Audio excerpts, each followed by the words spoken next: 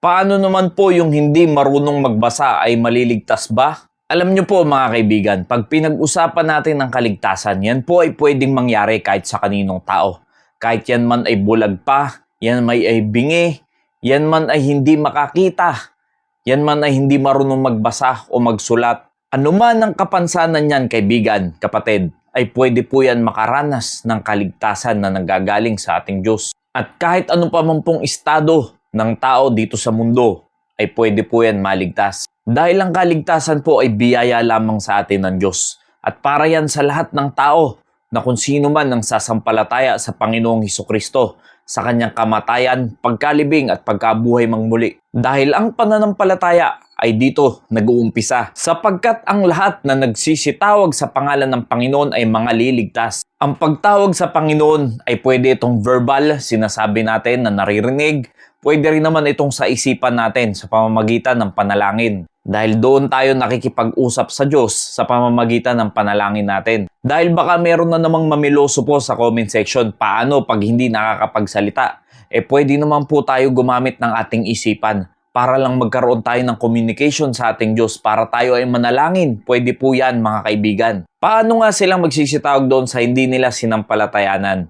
At paano silang magsisisampalataya sa Kanya na hindi nila napakinggan? At paano silang mga kikinig na walang tagapangaral? So dito po nililinaw, paano ka nga naman tatawag doon sa hindi mo sinasampalatayanan? So kung hindi ka sumasampalataya sa Diyos, paano ka nga naman tatawag sa Kanya? Dahil kung wala kang paniniwala sa Diyos, ay hindi ka nga naman talaga tatawag sa Diyos. At sinasabi din dyan, paano nga sila magsisisampalataya kung hindi nila napakinggan ang salita ng Diyos o ang gospel patungkol sa kaligtasan? At paano nga naman nila mapakikinggan kung walang tagapangaral? Kahit kung hindi po marunong magbasa ang isang tao ayon dun sa nagtanong, ay may pag-asa pa rin po yung maligtas. Dahil ang kaligtasan po ng tao ay hindi nakabase sa kapansanan o kakulangan sa edukasyon ng isang tao. Sapat na pong maligtas ang isang tao kung siya ay makapakinig ng salita ng Diyos sa gospel at sampalatayanan niya ang Panginoong Hesukristo. Dahil ganyan po kabuti ang Diyos, hindi hadlang ang kapansanan ng isang tao para siya ay hindi makatamo ng kaligtasan. Sa katunayan, iba't ibang kaparaanan naliligtas ang tao. Meron nanonood lang ng TV, nanonood lang sa isang preacher.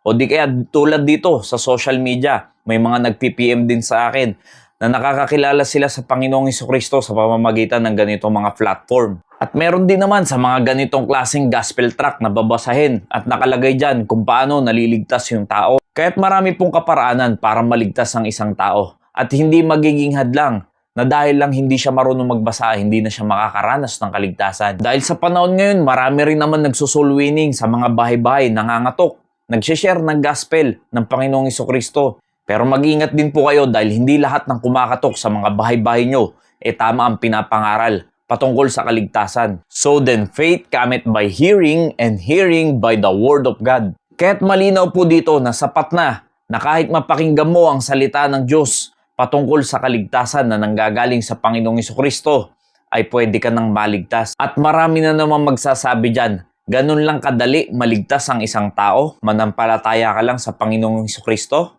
Yes, ganun lang po kadali maligtas. Pero ang tanong, totoo nga ba na ikaw ay sumasampalataya sa Panginoong Hesukristo? Dahil kahit ilang beses mo sambitin sa iyong bibig na ikaw ay may pananampalataya, pero hindi totoo sa iyong puso na tinanggap mo ang Panginoong Hesukristo, ay hindi rin po yan magiging kaligtasan para sa inyo. Dahil maraming nagsasabi na mayroon silang pananampalataya sa Panginoong Hesukristo, pero hindi mo naman makita sa kanilang kilos, yung kanilang transformation, yung kanilang regeneration na nangyari sa kanila. Dahil ang totoong may pananampalataya sa Panginoong Hesukristo ay takot na yan sa kasalanan at makikitaan mo yan ng bunga na meron siyang totoong pananampalataya. Nawa naging pagpapala po ang mensaheng ito. Maraming salamat po and God bless you all.